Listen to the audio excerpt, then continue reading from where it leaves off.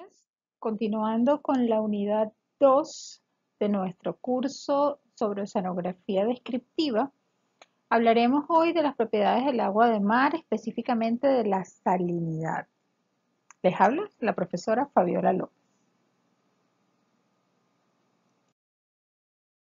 Vamos a hablar sobre la ley de Dittmar, los principales constituyentes del agua de mar, sobre la salinidad, qué es la salinidad, cuáles son las unidades en las cuales se mide los factores que afectan su concentración, la distribución horizontal y vertical de la salinidad y los métodos e instrumentos que se utilizan para determinar la salinidad.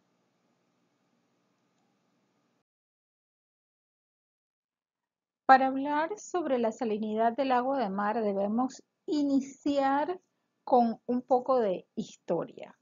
Ustedes, cuando realizaron el trabajo sobre historia de la oceanografía, leyeron sobre el HMS Challenger.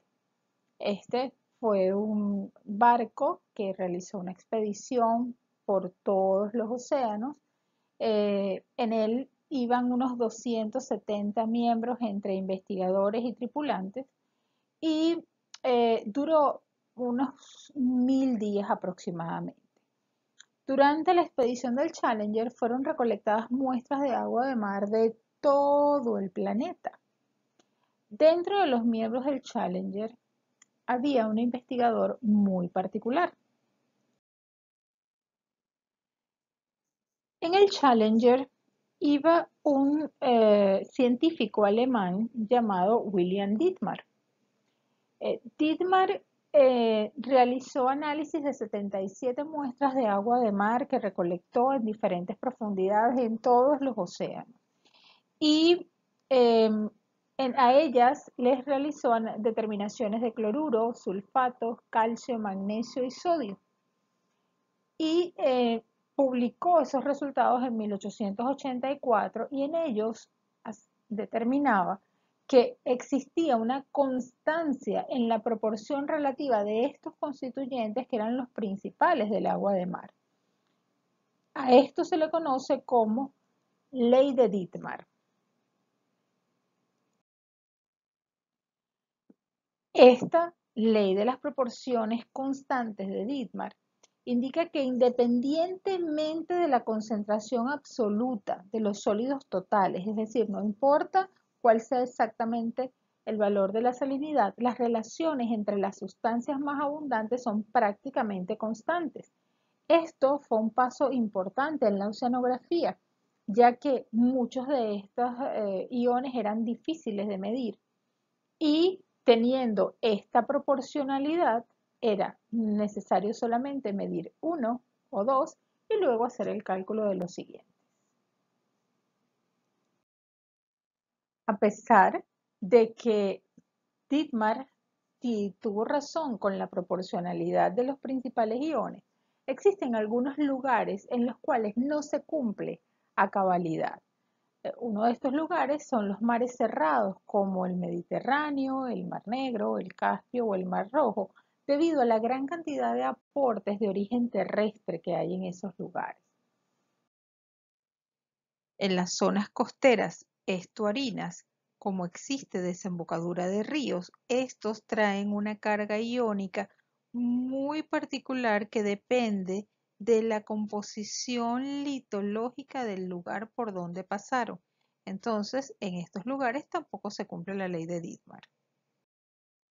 También las zonas donde existe una gran precipitación de carbonato de calcio, como por ejemplo las Bahamas, las zonas eh, cercanas a corales, esas playas donde ustedes ven una gran cantidad de arenas blancas y hay corales cercanos.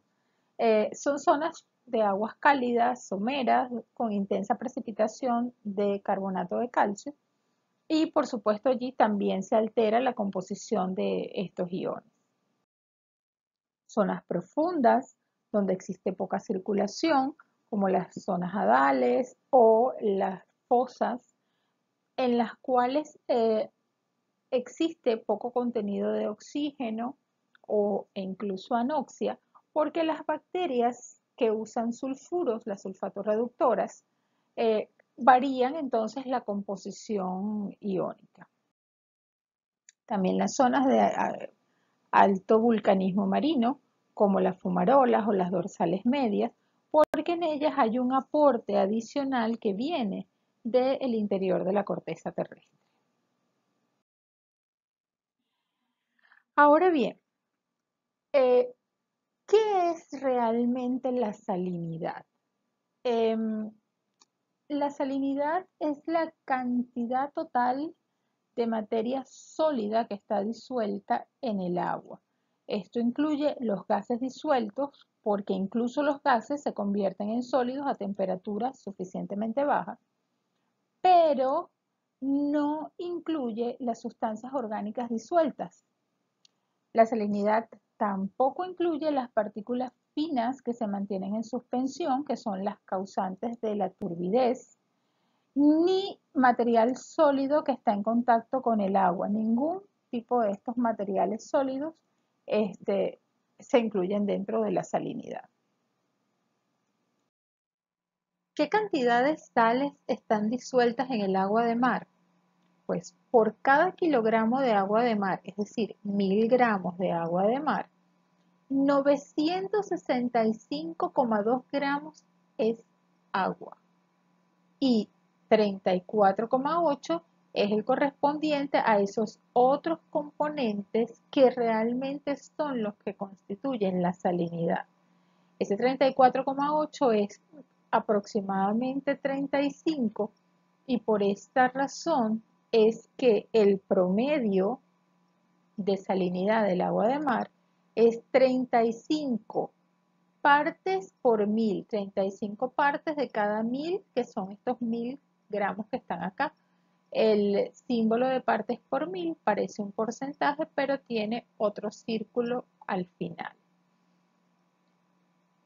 Esta parte que corresponde a los componentes del agua de mar son principalmente cloruro y sodio. Por eso la mayoría de las personas tienen la idea de que la sal es simplemente cloruro de sodio.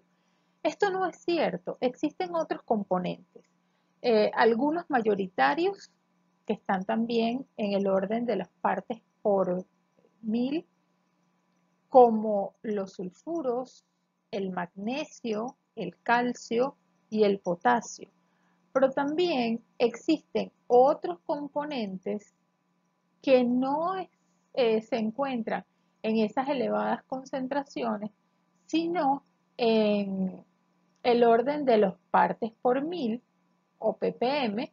Entre esos tenemos los gases como el oxígeno, el nitrógeno y el CO2, algunos nutrientes como el nitrógeno, el silicio, el fósforo, y también existen elementos traza por el orden de los partes por billón, entre los cuales se encuentra el litio, el plomo, oro, mercurio, etc. El abordaje del concepto de salinidad ha variado mucho a través del tiempo. A comienzos del siglo pasado, era usual que se midiera la salinidad a partir de estos compuestos químicos que eran fáciles de medir en el laboratorio.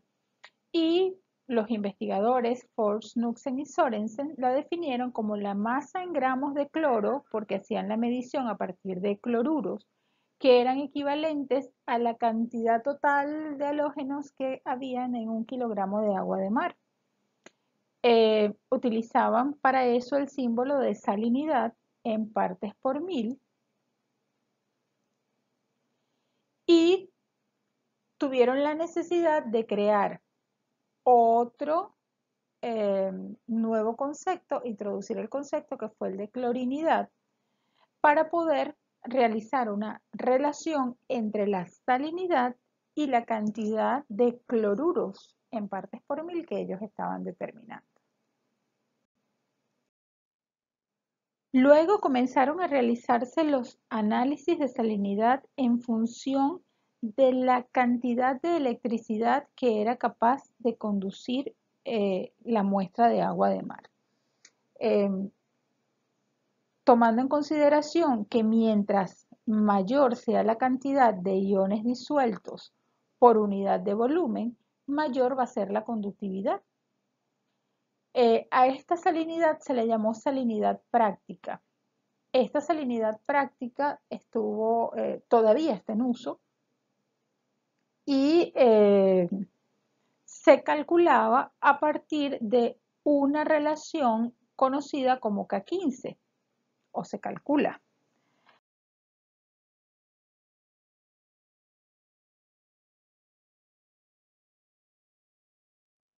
La relación K15 se obtuvo por acuerdos internacionales de la IAPSO. K15 representa la relación entre la conductividad eléctrica del agua de mar y la conductividad de una solución de cloruro de potasio en unas condiciones ambientales muy específicas que son 15 centígrados de temperatura y presión de una atmósfera. Por definición, cuando K15 es igual a 1, la salinidad es de 35.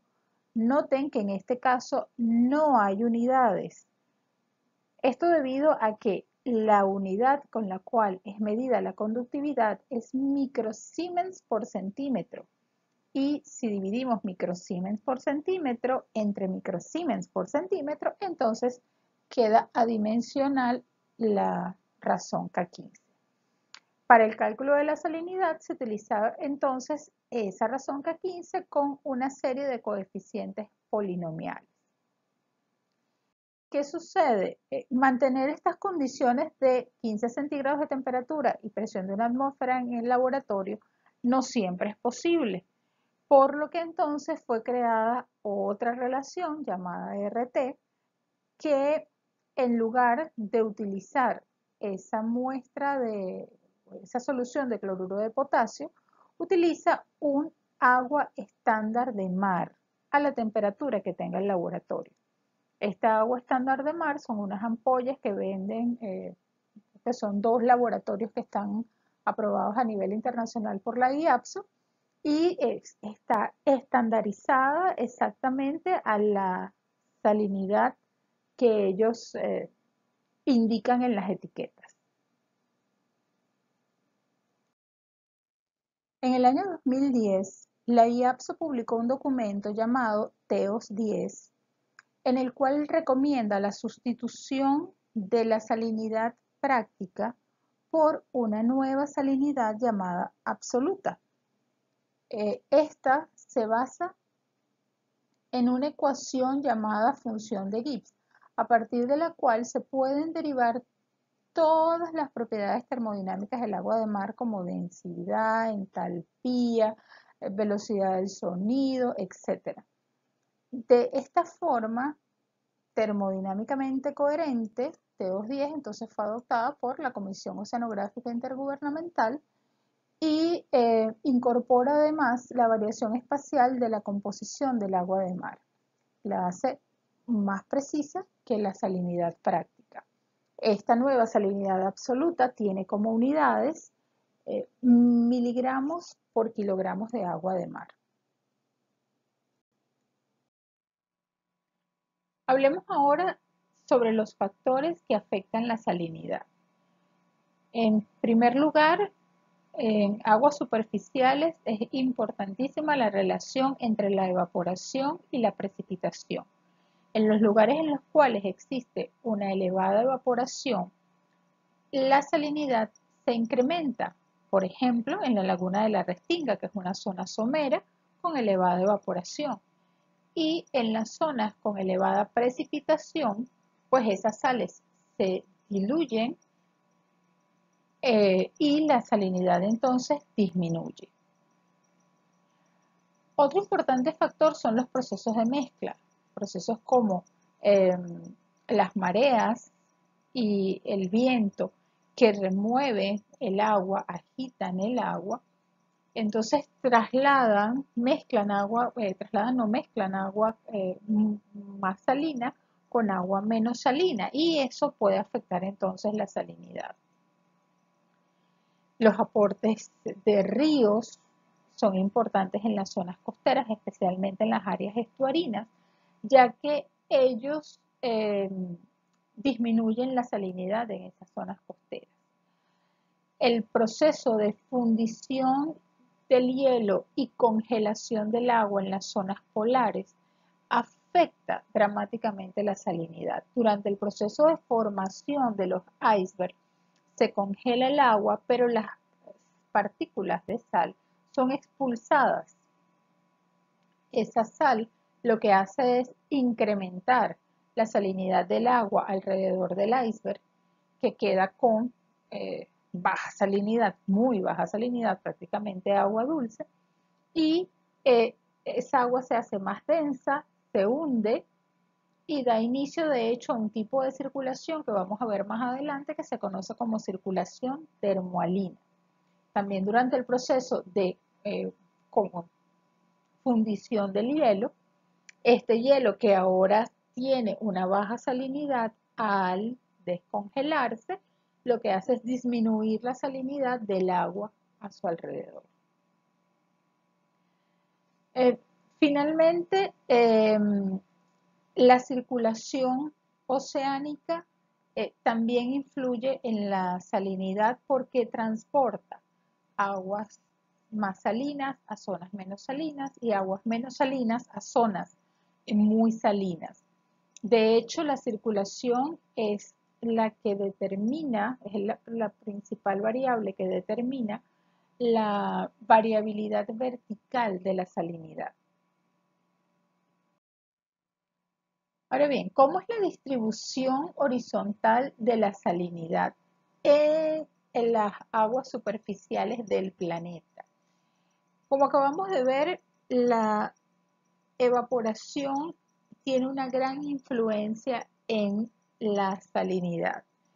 Si nosotros observamos la figura que ya habíamos visto en la clase de temperatura, la línea roja representa la distribución de temperatura, mínima en la zona polar, máxima en la zona ecuatorial, por lo tanto la evaporación también es mínima en la zona polar y máxima en la zona ecuatorial.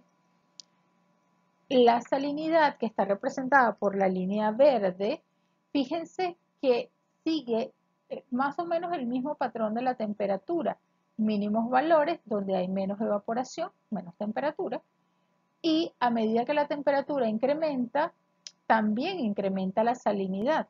Esto ocurre tanto en el hemisferio norte como en el hemisferio sur. Y la línea sería exactamente igual a la de temperatura, de no ser por esta disminución que ocurre en el Ecuador. ¿Y a qué se debe esa disminución en el Ecuador? Pues a las lluvias en la zona ecuatorial. Se encuentra un cinturón de nubes producido por la convergencia de los vientos alisios y ese cinturón de nubes produce una gran cantidad de lluvias. Entonces, observen que la relación básicamente entre la evaporación producto de las altas temperaturas y las lluvias son las que determinan las temperaturas superficiales. Eso lo podemos observar mejor en esta figura, en la cual está representada la relación entre la precipitación, que es esta línea marrón, y la evaporación, que es la línea azul. Al restar la evaporación menos la precipitación, que es la línea verde, vemos exactamente el mismo comportamiento. Latitudinalmente, menor salinidad en la zona polar, máximas en la zona tropical, tanto en el trópico de Cáncer como en el de Capricornio, y la disminución que vemos en el Ecuador es debido a las elevadas precipitaciones.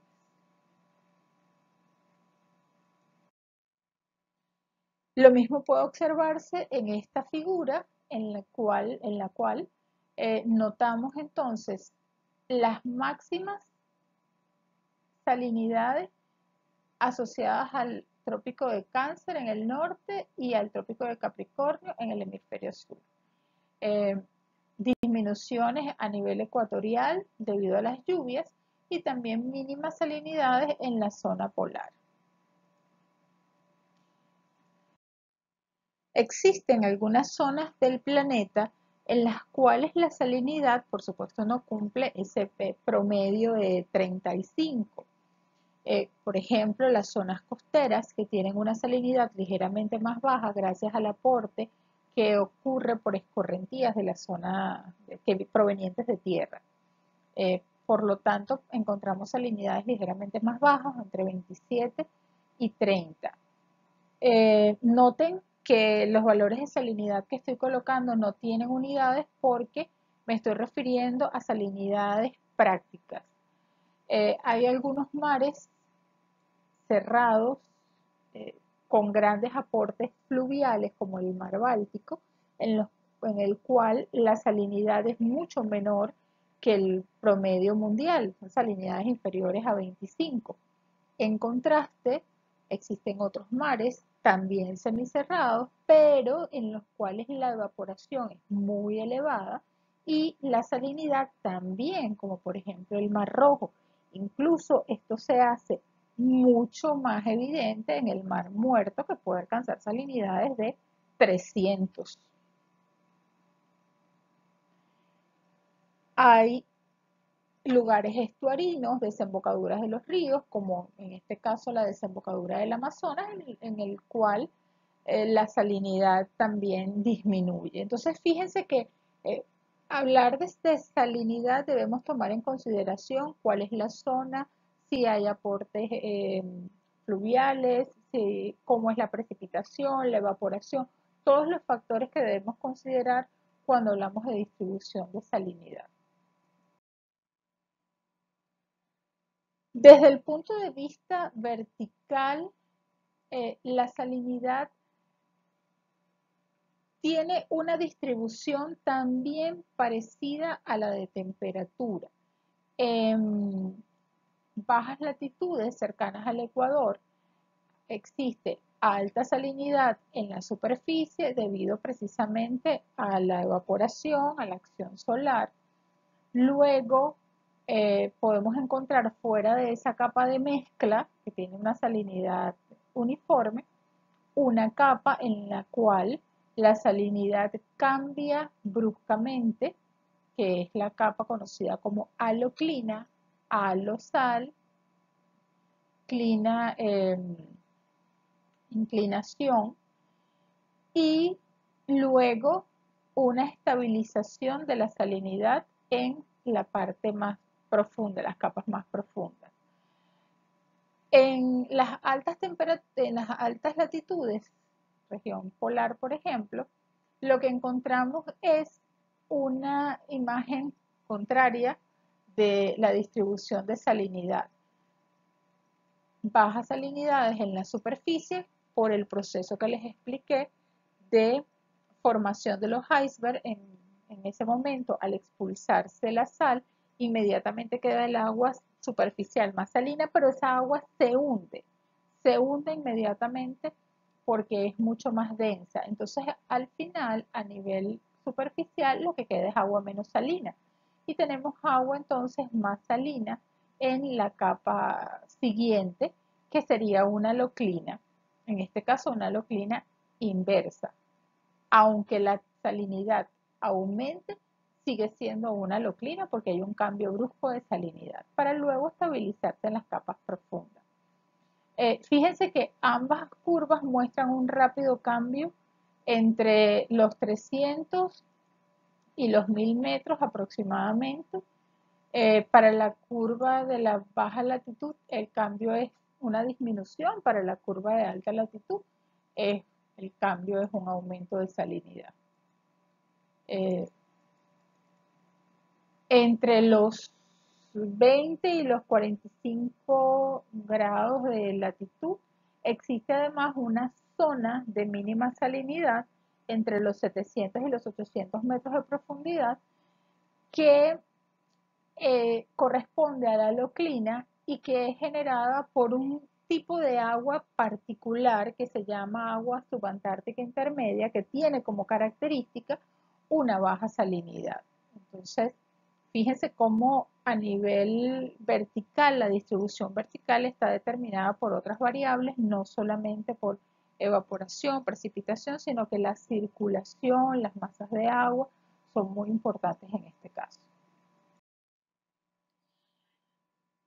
Ahora bien, ¿qué instrumentos podemos utilizar o a través de qué métodos podemos determinar la salinidad? Porque estamos hablando de unos valores de salinidad 35, 27, 40, pero ¿cómo medimos esa salinidad? ¿Cómo llegamos a esos valores? Les voy a explicar varios métodos o varias técnicas realmente para medir la salinidad. La más antigua es el método químico por titulación. Prácticamente no se utiliza ya en los laboratorios, pero pues siempre es bueno saber que existe un plan B, C, si no tenemos otra manera de medirla. Este fue un método creado por Knutzen a comienzos del siglo pasado y consiste en realizar una titulación química con dicromato de potasio. El dicromato de potasio es de color amarillo, se le agrega dicromato de potasio a la muestra de agua de mar y se hace una titulación con una bureta. De hecho, Knutzen creó una bureta particular para el método que se llama la bureta de Knutzen. Se hace la titulación con nitrato de plata. Inicialmente, el nitrato de plata, esa plata se va uniendo con los halógenos, con el cloruro, con el bromuro, y va formando cloruro de plata, bromuro de plata. Luego, cuando ya no hay más halógenos a los cuales pueda unirse, entonces esta plata se une al cromato y forma cromato de plata que colorea naranja, casi que naranja ladrillo, y en ese punto entonces que se forma ese precipitado, termina la titulación y luego uno puede ir a las tablas de Knutzen, que además están en ruso, pero bueno, al fin y al cabo son tablas numéricas, y calcular cuál es la clorinidad. Con esa clorinidad luego se puede hacer el cálculo de salinidad. Es un método realmente bastante preciso de salinidad, lo que es un poco tedioso. También se puede medir la salinidad con hidrómetros, que también son llamados densímetros, y se hace de manera indirecta. Estos son unos equipos de vidrio, instrumentos de vidrio con un peso en la punta, tienen una escala, miden es la gravedad específica con la cual pueden calcular la densidad y traen unas tablas de transformación de esa densidad a salinidad si ustedes han medido la temperatura. Entonces, con la densidad y la temperatura pueden calcular la salinidad. Son usados bastante en acuacultura, las personas que tienen acuarios. No es tal vez el método más adecuado para hacer análisis por lo menos para cálculos de densidad, no en oceanografía, pero bueno, tienen la ventaja de que son portátiles, no son instrumentos tan costosos, son de fácil uso, es muy fácil enseñarle a alguien a utilizar un hidrómetro. La desventaja es que son de vidrio y pues la precisión que tienen no es la más adecuada. En la actualidad ya existen además hidrómetros digitales que pues por supuesto requieren mucho menos entrenamiento que el hidrómetro de vidrio. Este equipo que ven a continuación probablemente ya hayan estado en contacto con él. Es un refractómetro. Los refractómetros se basan en el índice de refracción que tiene, en este caso, el líquido del agua de mar. Es un vidrio que está colocado en un ángulo particular que le permite entonces medir la refracción. se coloca una gota, una o dos gotas, y se observa por el ocular. Estos oculares normalmente son bastante ajustables y tiene dos escalas, una escala con gravedad específica y la escala de salinidad. Ventajas: es muy fácil de usar, es muy fácil de entrenar a una persona para su uso, muy empleados en acuacultura, en acuariofilia.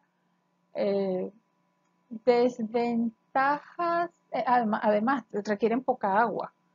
Desventajas: la precisión no es necesariamente la más adecuada. Sirve para tomar decisiones rápidas en acuacultura, pero en oceanografía realmente no tiene la precisión más adecuada para hacer algunos cálculos de oceanografía física. En la actualidad ya existen refractómetros digitales que por supuesto son un poco más costosos que los manuales, pero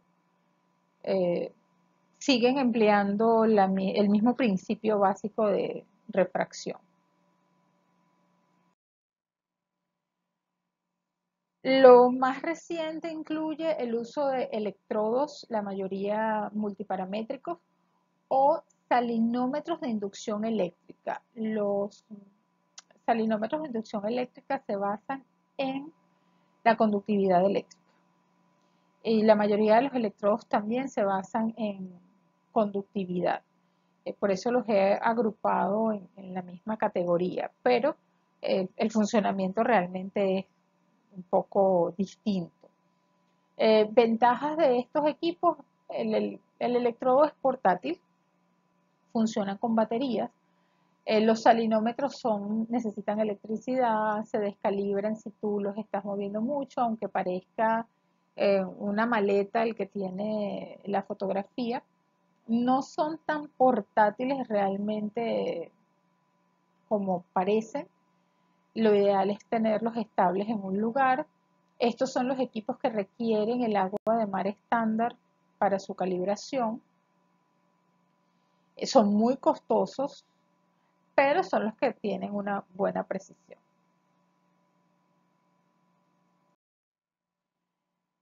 Finalmente, los CTD son sondas que miden conductividad, temperatura, densidad. Fíjense que no mencioné la palabra salinidad, pero a través de la conductividad, que es conductividad eléctrica, calculan la salinidad. Son costosos. La mayoría de las instituciones que trabajan en el área de oceanografía y biología marina cuentan con CTD. Permiten tener un perfil casi centímetro a centímetro de la columna de agua cuando se bajan en una roseta. Entonces son bastante precisos y es lo que usan la mayoría de las instituciones a nivel mundial para poder tener perfiles verticales de salinidad.